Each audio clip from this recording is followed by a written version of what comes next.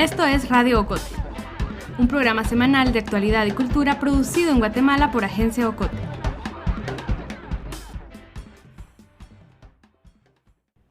Mi nombre es Sebastián Escalón y esto es Radio Ocote.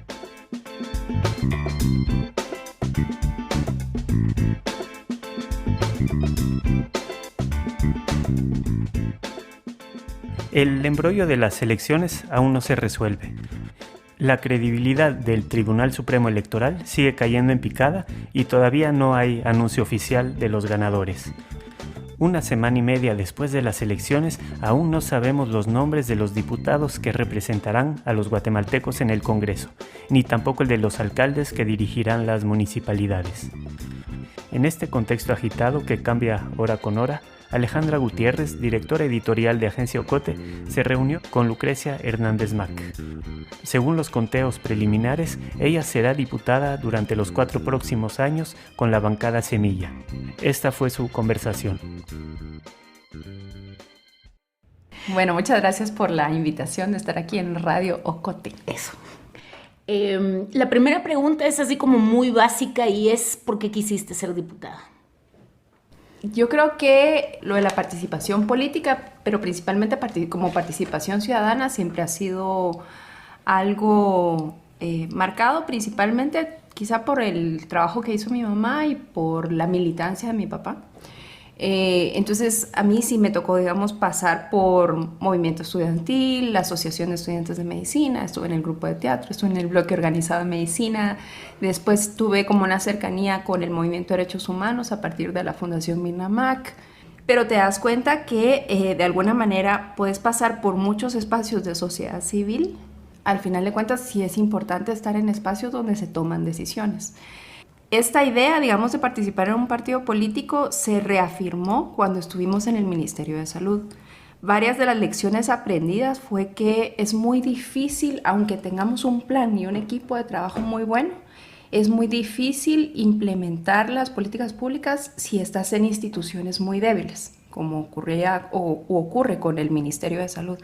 Entonces, es importante ser parte de un proyecto político más amplio. Y que el plan de salud también sea parte de un plan de gobierno, que al mismo tiempo también sea parte de un proyecto de país, ¿verdad? ¿Por qué el Congreso? Precisamente porque fuimos objeto de esa fiscalización de muchos diputados y diputadas. Tal y como está ahorita el Congreso, en realidad lo que hace es obstaculizar el trabajo del Ejecutivo.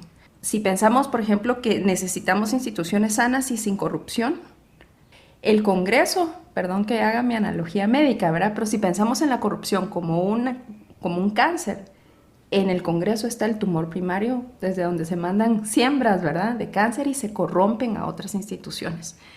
Nosotros nos dimos cuenta que los diputados son los que transan y los que piden los proyectos y los que piden plazas, y si el funcionario, como fue nuestro caso, no nos sometemos, digamos, a esas presiones, entonces hay una búsqueda continua de desgaste a partir de las citaciones. Se utiliza la fiscalización, que es una función legítima y necesaria del Congreso, se utiliza como una extorsión política. Entonces, desde esa fiscalización se está castigando al funcionario correcto y se está premiando al funcionario corrupto. Este Congreso también está legislando en contra de la población, o sea, criminalizando a las mujeres que puedan tener un aborto espontáneo, por ejemplo. Este Congreso está legislando en contra de las víctimas de derechos humanos, ¿verdad?, buscando cómo reformar la ley de reconciliación para amnistiar a los perpetradores. Este Congreso está definiendo quién es el relator de la tortura, que ahora está beneficiando a Gustavo Alejos. Vemos la necesidad de que el Congreso sea, digamos, limpiado. Pero dado los resultados, digamos, no es tan positivo el balance, digamos, en este proceso de limpieza, sí. Pensando en todos los diputados que vuelven a ser electos, que ya han sido señalados por esto mismo que tú explicas. Y digamos que mucho de la depuración tendría que darse en las urnas, digamos, con el voto de la población, pero previo a eso tenía que haber un paso que lo tenía que dar el Tribunal Supremo Electoral. O sea, el Tribunal Supremo Electoral tendría que haberse asegurado que quienes estén en las papeletas, ¿verdad?, como candidatos o candidatas, tendrían que ser personas probas e idóneas y que cumplan con los requisitos de ley. ¿Dirías que el tribunal está cooptado también por estos vicios? Sí, también es una institución que poco a poco ha ido sometiéndose a las presiones de los corruptos. No sé si está cooptada per se, pero sí se ha sometido a las presiones. Ellos mismos han admitido, ¿verdad?, que habían algunos candidatos que deberían de haber estado en las papeletas y no estaban. Yo entiendo, por ejemplo, Tel Maldana tendría que haber estado ahí. Y de ahí varios que no deberían de haber estado y estaban. Y yo creo que justamente ese socavamiento de su institucionalidad ha llevado a una pérdida de credibilidad y confianza en las mismas elecciones.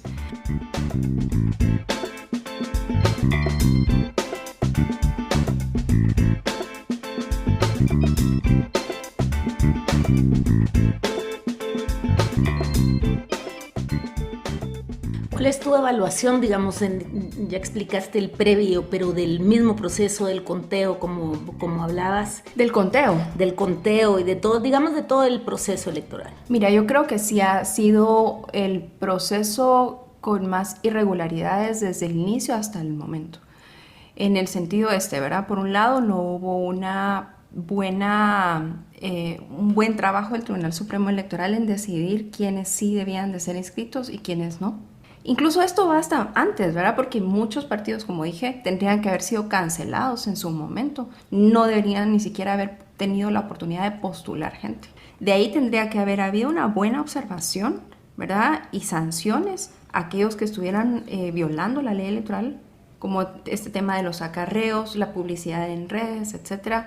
Entonces, todos los pasos y los procedimientos, digamos, electorales han tenido un montón de insuficiencias, ¿verdad?, de deficiencias que afortunadamente no parecen, afortunadamente digo, ¿verdad?, pero afortunadamente no parecen estar beneficiando a algún partido. Por eso es muy difícil hablar de un fraude. Yo sí no creo que haya habido un fraude, pero sí creo que ha habido un proceso con muchas irregularidades que le resta legitimidad al Tribunal Supremo Electoral, que siempre había sido quizá la institución con más credibilidad en esta democracia en ciernes, ¿verdad?, que tenemos. ¿A quién conviene el discurso de fraude? A FCN. Digamos que cuando nos ponemos a ver quiénes son los principales perdedores del proceso, son aquellos que gastaron un montón y que tuvieron pocos votos, como por ejemplo FCN y todos. Respetables guatemaltecos, como lo dije anteriormente, en estas elecciones podríamos perder la oportunidad de defender a Guatemala y perderla para los próximos 50 o 100 años. Yo lo anticipé, que se fraguaba un fraude electoral, y hoy ese fraude... Estos son partidos políticos que ahorita tenían más diputados en el Congreso y que en la próxima legislatura quedarían con menos. FCN principalmente, que ahorita tiene el Ejecutivo y tiene el Legislativo, y les conviene gritar fraude, fraude, porque esto les permitiría o cancelar las elecciones, tener un gobierno de transición o quedarse por más tiempo, o repetir con más tiempo para hacer su clientelismo político, que vimos que fue lo que los caracterizó en las últimas semanas, y poder tener un poquito de mejores resultados. Pero son los grandes perdedores de esta contienda. ¿Los resultados de las elecciones fueron lo que ustedes tenían previsto? A ver, teníamos diferentes expectativas, ¿verdad? Algunos eran muy aterrizados y decían vamos a tener 6 personas y eso ya va a ser bueno. Yo sí calculaba entre 8 y 13 personas, pero resultó que no. Y de alguna manera es como entendible porque el contexto es muy adverso, ¿verdad? Mucho de la campaña electoral se utilizó para defender la inscripción de nuestro binomio, de Tel Maldana y de Jonathan. Somos un partido de apenas 5 meses de vida. Nuestro símbolo, nombre y nuestras caras no son tan conocidas. No estamos aliados con la televisión abierta, entonces tampoco se nos daba a conocer en todo el país. No teníamos recursos, ¿verdad? Entonces eso también dificultaba, por ejemplo, que te iba a hacer mantas, poner burritos, este tipo de cuestiones. Entonces, en relación a este contexto adverso y a estas condiciones difíciles, la verdad es que los resultados que tuvimos son buenos. Ya en el Congreso, con una bancada, digamos, pequeña comparada con las otras, la aplanadora de la UNE y los otros partidos. ¿Cómo planean poder tener incidencia? Primero, aunque seamos solo 7, es importante mantener una legitimidad como bancada. El hecho de ser pocos y de ser muy semilla nos da una disciplina de bancada que puede ser que otros, siendo más grandes, puedan no tener. Estamos de acuerdo en hacer alianzas y en llegar a acuerdos, siempre y cuando estos tengan como eje los contenidos, principios y objetivos muy claros. Y de ahí, esto es importante, es el acompañamiento ciudadano a los temas, digamos, duros que se puedan mover dentro del Congreso. Lo que hemos visto es que hay temas muy, digamos, álgidos, ¿verdad? Que deben de moverse, como la ley electoral y de partidos políticos, la ley de servicio civil. Estamos pensando en una ley para crear un sistema nacional anticorrupción que tiene que moverse con el acompañamiento de organizaciones sociales, centros de pensamiento, ciudadanías.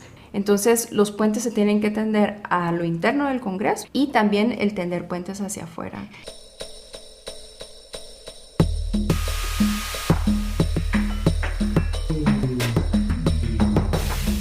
Estás escuchando Radio Ocote, Juntando Fuego.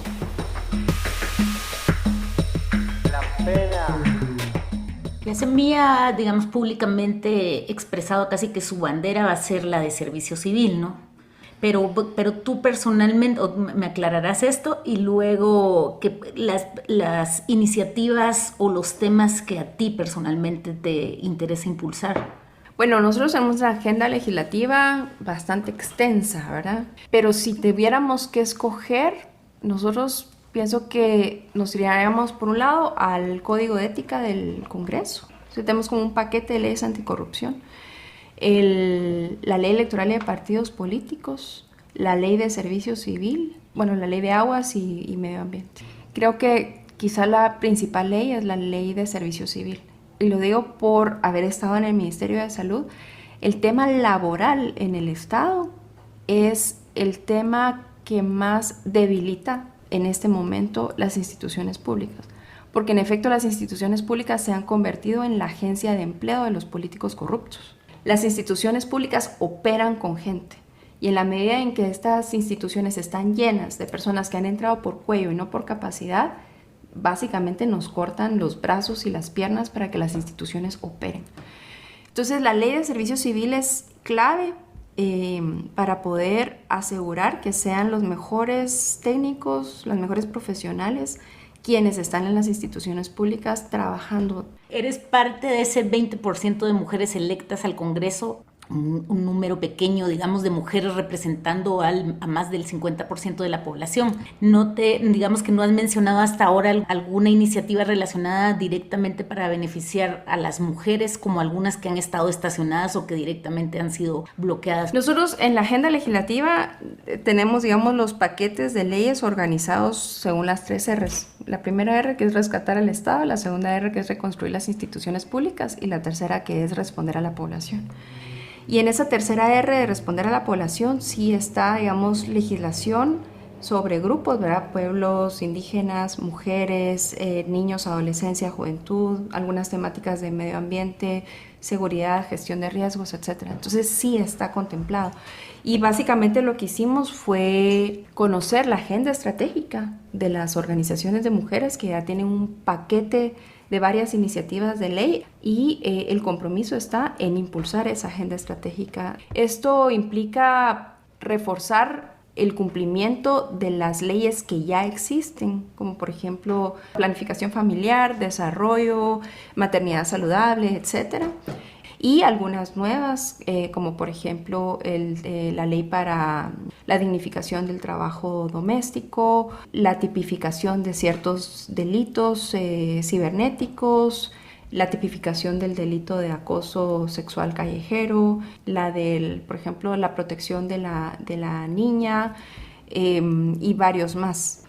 El Tribunal Supremo Electoral de Guatemala anunció hoy los resultados de las elecciones del domingo, con el 97% de mesas escrutadas. Los guatemaltecos se preparan para una segunda vuelta presidencial. luego de la jornada en la que la socialdemócrata y ex primera dama Sandra Torres figuró como la candidata más votada. Al no tener mayoría absoluta, tendrá que enfrentarse en segunda vuelta el 11 de agosto al candidato del partido de centro-derecha, Alejandro Giammattei, que se presenta por cuarta vez. Si no cambia nada, pues están de candidatos Sandra Torres y Giammattei. Si tuvieras que elegir. Ay, madre mía. O bueno, te toca votar. Es que es eso, ¿verdad? ¿Preferís diarrea por cólera o diarrea por shigella? No sé. Nosotros como Semilla, voy a hablar aquí en términos como partidarios, cuando no se logró la inscripción de Telma Aldana, dijimos que recomendamos votar por aquellos partidos que tuvieran una agenda afín, ¿verdad? Que estuvieran comprometidos en la lucha contra la corrupción, que estuvieran comprometidos con la democracia, con los derechos humanos y con la permanencia de la CICIG. Ninguno de estos dos partidos ha demostrado eso, pero por el momento no nos estamos decantando por apoyar a uno u otro. Al inicio de la charla mencionaste la referencia de tu mamá, de tu papá, y digamos que muchas mujeres que entran al ruedo político están bajo la sombra de una figura masculina, una figura, pero tienen que luchar por salir de esa sombra, ya sea del padre, del esposo, del hermano, es la esposa de, es la hija de, etcétera. Es la ex de, pero en tu caso, digamos que es un caso, yo diría, especial, que esto está a la sombra de alguna manera de dos mujeres, ¿no? De tu mamá, de Myrna Mack y de Helen Mack. ¿Cómo vives tú eso? No sin contradicciones. Yo creo que ya a mis 45 años ya he logrado avanzar un poco en eso, pero sí no voy a negar que al inicio, digamos, a mi mamá la mataron meses antes de que yo entrara a la universidad, ¿verdad? La mataron un mes antes de que yo me graduara del colegio. Entonces, obviamente, la figura de mi mamá y también el ejemplo de mi tía marcaron quién soy, ¿verdad? Para bien o para mal. Entonces, yo siento que he tratado de tomar lo bueno de ellas, pero sí, si nos damos cuenta, yo sí seguí un camino muy diferente al de ellas. Mi mamá era antropóloga social y yo me fui al tema de salud, de medicina, y después me fui a la parte de salud más desde el abordaje social, ¿verdad? Entonces, quiera que no, yo regreso un poco a ese abordaje social de la realidad, por decirlo de alguna forma, ¿verdad? Y mi tía se fue por el tema de la búsqueda de justicia, el fortalecimiento del sistema de justicia, la defensa de derechos humanos.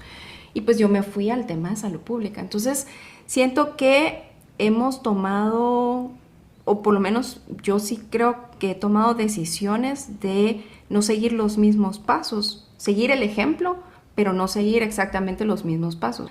Quiera que no, yo creo que al final nuestro trabajo se ha dirigido a cómo hacer un cambio en el Estado, pero por diferentes vías. Entonces, tal vez eso podría decirte.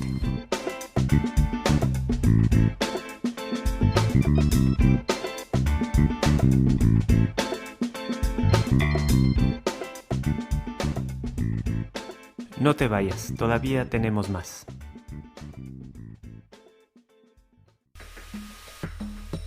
La pena.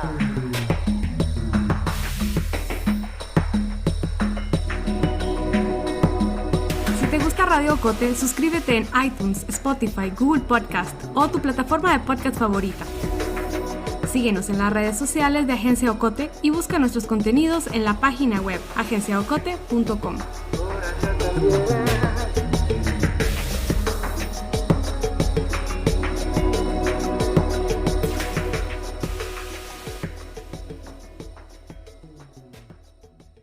Estoy ahora con Julio Serrano, el director creativo de Agencia Ocote, para hablar de uno de los proyectos que tenemos en Agencia Ocote. Se trata de una serie de textos escritos por hombres sobre hombres que se llama Yo Macho. Julio, ¿podrías explicarnos de qué trata este proyecto? Sí, Yo Macho nace como una respuesta natural al proceso de reflexión que de alguna manera estamos viviendo en este momento histórico de revisar nuestras relaciones a partir de nuestras identidades sexuales, ¿verdad? Lo cual es bastante más complejo, o sea, se dice muy fácil, pero en realidad es un replanteamiento filosófico profundo, un replanteamiento social, un replanteamiento de la estructura de poder. Y por lo tanto, un replanteamiento basado en la lucha y principios feministas, ¿verdad? Que creo que hay que decir las cosas como son, ¿verdad? Ha sido la lucha feminista la que ha puesto sobre la mesa el tema y que a partir de eso se han generado distintos tipos de reacciones que van desde replantear espacios como la economía o la política hasta, obviamente, repensarnos en términos simbólicos, ¿verdad? Que es una de las bases a partir de las cuales nosotros estamos haciendo este espacio. La idea de Yo Macho es justamente generar un espacio de reflexión sobre el ser hombre en Mesoamérica, porque sin afán de protagonismo ni nada por el estilo, nos parece que en realidad hay muy pocos espacios donde se esté hablando sistemáticamente sobre la masculinidad, ¿verdad? Y pensamos desde Ocote que la reflexión y la generación de contenidos respecto al análisis de géneros evidentemente debe incluir la visión de la masculinidad, ¿verdad? Y de ahí nace el proyecto. Hay un montón de registros en torno a cómo entendemos la masculinidad, pero están todos cifrados en el propio sistema patriarcal, ¿verdad? O sea, toda la literatura básicamente, o una gran parte de la literatura, de los cánones literarios de la literatura occidental, están basados justamente en esa manera de entender las masculinidades. Yo Macho, en este caso, son hombres opinando sobre su masculinidad. Y son crónicas bastante personales, ¿no? Donde cada uno cuenta cómo se formó como hombre. Pero quisiera que me cuentas quiénes son los autores, cómo los seleccionaste. Sí, hicimos un proceso para invitar, ¿verdad? Queríamos hacer este primer ciclo de 6 autores, trabajar con autores que resultaran cercanos y cómplices, ¿verdad? Entendemos o intuíamos en el principio, y luego nos lo confirmó el proceso editorial, que es difícil hablar sobre esto. Entonces elegimos 6 autores, 4 autores guatemaltecos, que es Danilo Lara, que es un ilustrador y escritor, sobre todo escritor de humor, ¿verdad? Canchinflín Giro es su seudónimo como escritor de humor. Marvin García, un poeta y director del Festival de Poesía de Quetzaltenango. Tristán López, que es un joven filósofo, diría yo, y un estudioso sistemático sobre las identidades de género. Juan Pablo Dardón, un escritor también, ¿verdad?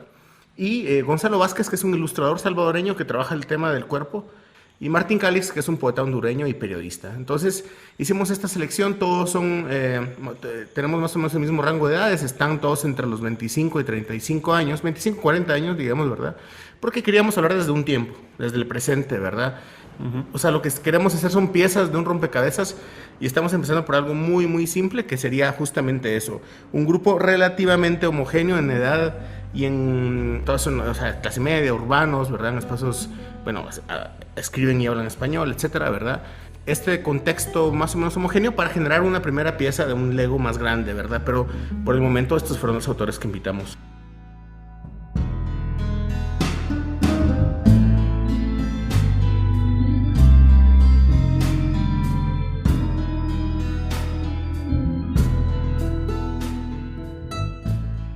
Le pedimos a Marvin García pues que escribiera, es uno de los textos ya publicados, y le pedimos que nos leyera, ¿no?, partes de ese texto, y esto fue lo que nos mandó.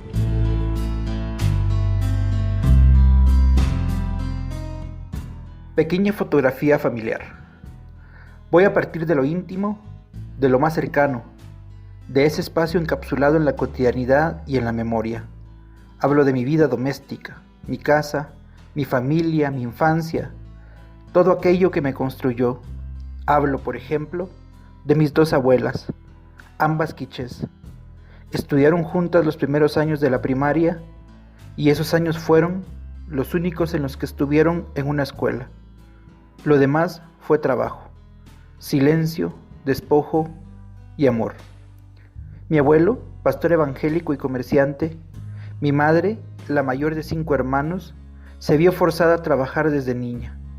Esta fotografía familiar cercana se complementa con mi padre, al que dejé de ver por muchos años durante mi niñez y adolescencia, y mis 2 hermanas, trabajadoras desde jóvenes, al igual que yo, porque no había opción. Fui un niño sobreprotegido y muy enfermo. lo que se reflejó en mi muy mala destreza para los deportes. Así que cada vez que me tocaba jugar al fútbol, por ejemplo, siempre era de los últimos en ser elegido. Eso me dio otras posibilidades para entender el mundo. Desde pequeño era, por así decirlo, de los débiles. Vengo de un hogar muy humilde en donde la preocupación más importante era el dinero para sobrevivir. Se hablaba muy poco. El silencio fue una constante. Así aprendí a ser hombre.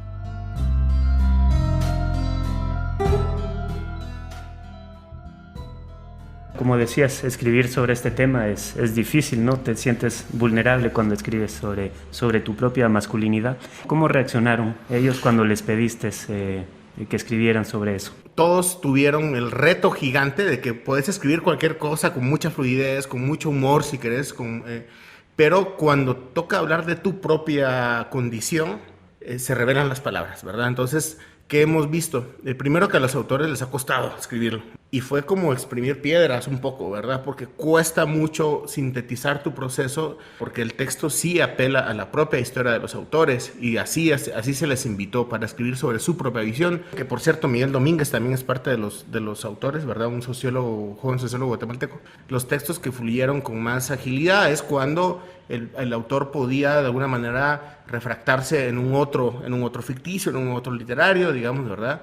Pero cuando ese otro no es más que el mismo, el texto fue duro, ¿verdad? Los procesos bastante liberadores en el sentido de que los autores, a pesar de haber manifestado una forma de cansancio, ¿verdad? Una vez es bastante exasperante escribir sobre uno mismo, ¿verdad?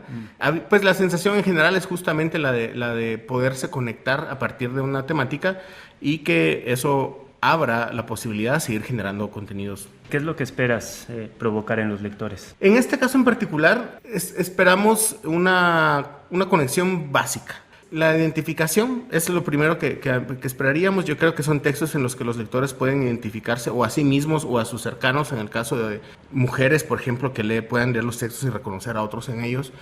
Cuando tenés 7 textos enfrente, te permite hacer una línea y te permite como lector, como de nuevo, no estamos generando una base analítica sobre el tema, sino más bien un círculo de discusión, ¿verdad? Lo que queremos hacer es sistematizarlo. Entonces esperamos esa especie de empatía, esa especie de cercanía y sobre todo provocar la discusión, ¿verdad? Que para llevarlo a otro plano, justamente en estos días tendremos este conversatorio al que le pusimos peluquería unisex, ¿verdad? Un poco en memoria a esas horas de espera en las peluquerías que uno se ponía a hablar entre hombres mientras leías las revistas de Hermelinda Linda y de Aniceto el Brujo. Generar esa primera base que es el espacio de hablar, que van desde estos textos de opinión hasta espacios conversatorios, ¿verdad?, sobre la temática. Y de hecho, tú no te quedas atrás porque tú también vas a proponer tu propio texto. Como poeta y escritor, pues quieres también reflexionar sobre este tema. ¿Cómo lo llevas? ¿Cómo fue para ti ese proceso? Para mí ha sido un proceso muy enriquecedor compartir con mis colegas en Ocote. Ocote tiene una característica bien específica. La gran mayoría de la redacción son mujeres y las decisiones son tomadas por mujeres.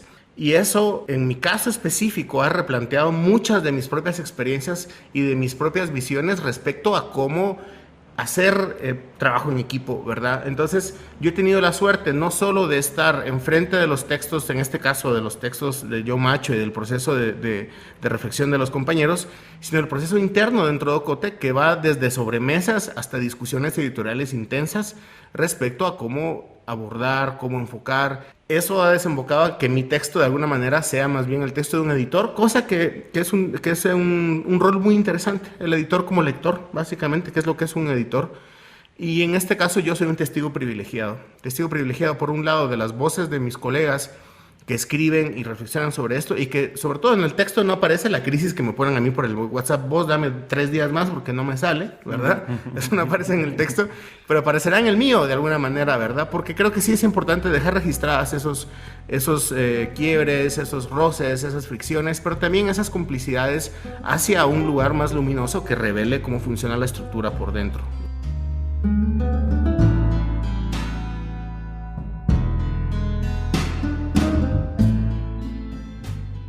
De los recuerdos que tengo sobre las primeras veces que fui al estadio, hasta la fecha, aparece siempre la imagen de mi hermana pequeña, Gaby.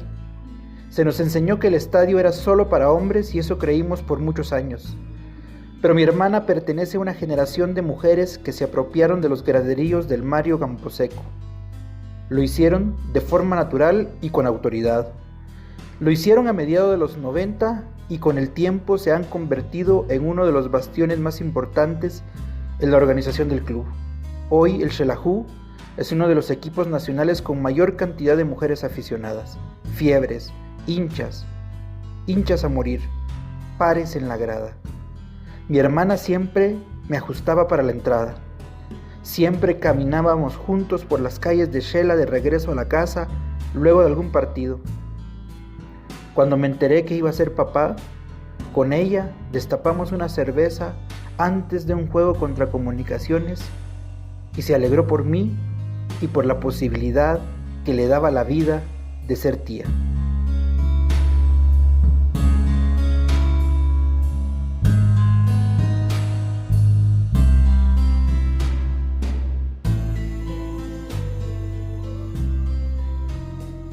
Puedes leer los textos de la serie Yo Macho en la página agenciaocote.com.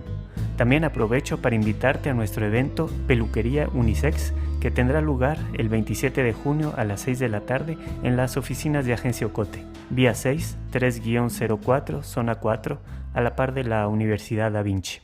Una cosa más antes de despedirme de ustedes. A partir de ahora, Radio Ocote pasa a un formato quincenal, así que nos vemos en 2 semanas. Por favor, ayúdanos a dar a conocer Radio Ocote.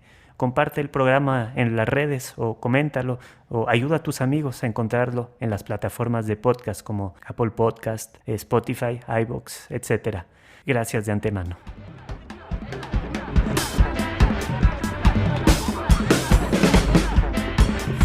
Esto ha sido todo por hoy. Regresemos con más la próxima semana. Radio Ocote es producido en Guatemala por el equipo de Agencia Ocote. Lucía Reynoso, Carmen Quintela, Alejandra González, Julio Serrano, Alejandra Gutiérrez. Música original, Juan Carlos Barrios. Música adicional, Kevin MacLeod.